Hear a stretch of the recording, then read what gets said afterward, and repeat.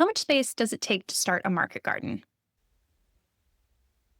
Hi, I'm Dusty. I'm the founder and farmer in chief here at Hearth Hollow. And today I'm going to tell you a little bit more about what I'm doing here and how I am starting to turn my backyard into my version of a market garden. So I started this project back in February. And I didn't really know how it was going to go. I had been eyeing these little hydroponic units, those ones that sit on top of your desk. I finally went ahead and got myself one because I've never been able to grow from seed. It just evaded me over and over and over again. So I decided to try this in the hopes that it would be a little bit easier. I'd also started binging content from Epic Gardening. Special thanks to Kevin and Jacques for making me feel like any of this was even remotely possible for me. So food sovereignty has always been important to me. I grew up poor, but I also had the fortunate experience of growing up with a pair of great-grandparents who had a garden in the backyard. When I looked back at it as an adult, I realized calling it a garden seems like a misnomer because I'm pretty sure their garden was the size of the entire plot that I am on right now. I remember going out to my great-grandparents' house, and they were on 5 acres. They lived in a double wide, but twice as wide as that little trailer that all of the friends and family came to visit and stay in all the time was their garden. And they were producing a ton of food. I have a really distinctive memory of being a kid and all of the cousins, all the second cousins, we all went out to the property.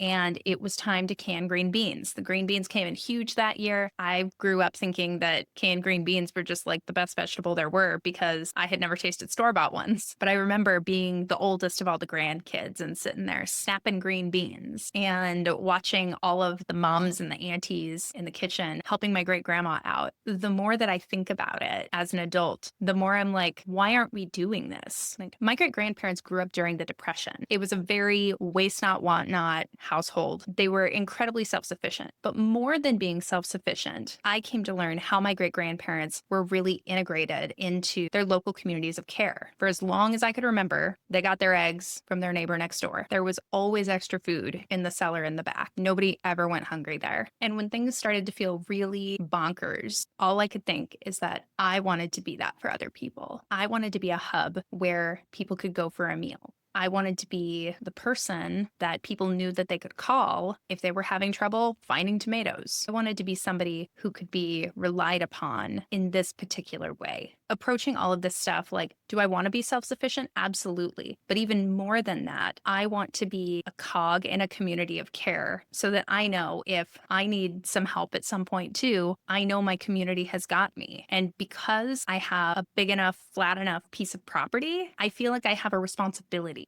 to use it and steward it wisely. So now we're going to try and grow some food. Let's talk about the actual space I'm working with. Right now, I am on a third of an acre in a suburb. I'm like 10 minutes away from Portland International Airport on the Washington side of the bridge. I went ahead and bought a high tunnel. It's 10 feet by 20 feet, so it has a decent footprint. And fortunately, it is a temporary structure, so I do not need a permit. So we love that. I was also given the incredible gift of someone who was a really wonderful steward of this property before I was. Half of my back fence has raspberries all the way through there. I haven't had to do hardly anything to maintain them. So this is the first year that they've gotten mulch and fertilizer and more than a little bit of water when it gets really hot out. But I have been consistent about harvesting all the raspberries and turning them into jam every year. So up to this point, I've been doing about 2.5 gallons of jam when all is said and done. I just pick the berries and I do another batch every 2 or 3 days, basically. And it's been enough to have raspberry jam for the rest of the year for the family. Like, we just ran out last week. On another side of the yard, I've started some blueberry bushes and some thornless blackberries. And then we also have some grapes that are pretty decent producers. And they actually taste pretty good.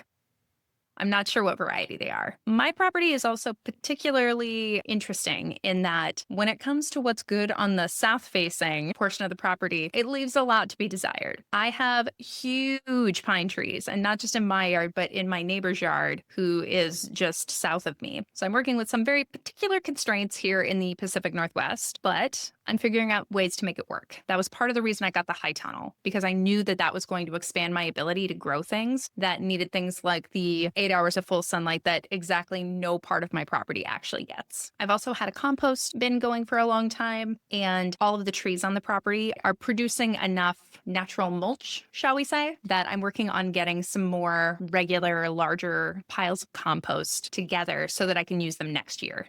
The soil I'm starting with on the property is nothing to write home about. I live in the Columbia River Basin, which means that after about the first 3 inches of topsoil that I'm pretty sure someone put there, it is clay and river rock. I planted 2 apple trees on one of my fences a couple weeks ago. I pulled out enough river rock to start a pathway. So tilling would be hard where I live anyway. However, I also didn't want to. Here's why. I don't have much of a background in this stuff.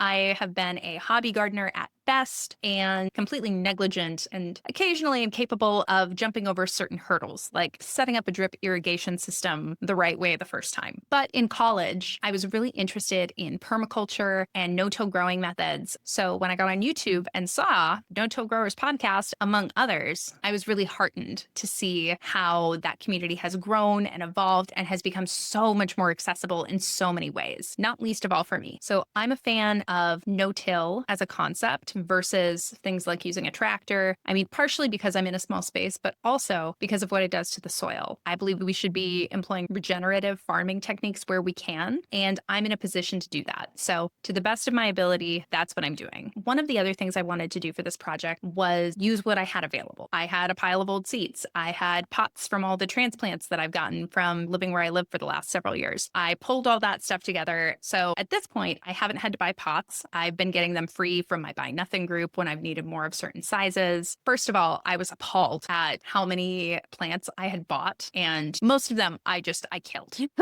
I'm not gonna pretend anything else happened with those. I was looking at it and it's thousands of dollars in plants there. That was just really hard to see, but I love the idea of actively reusing and recycling where it makes sense to. For things like pots that I've just got lying around anyway, I think this is a great way for me to get them back into use. And hopefully people will bring them back to me so that I can put another plant in it for them. You can see my potting bench here that I got off the Buy Nothing group as well. These are shelves that I got from the Restore. So is it the most efficient or perfect setup? Absolutely not, but it was enough to get me started, and that's what matters. So right now, I'm definitely in a period where I'm building slowly. I'm using what's available to me. I don't have a ton of capital that I can invest in this venture right now, so I'm being real scrappy about it. Now, as for what I'm growing, right now I've got one raised bed in the greenhouse where I've got some tomatoes and cucumbers started and a couple of heads of lettuce. And then in all of my lovely little pots here, I have so many things. So mostly I'm focusing on growing tomatoes and peppers. So the peppers are all still in my husband's office where he has a big grow light. He wanted a plant Zoom background a couple years ago, so he got a fancy light in there. So have a lot of lovely peppers sunning themselves next to his ficus.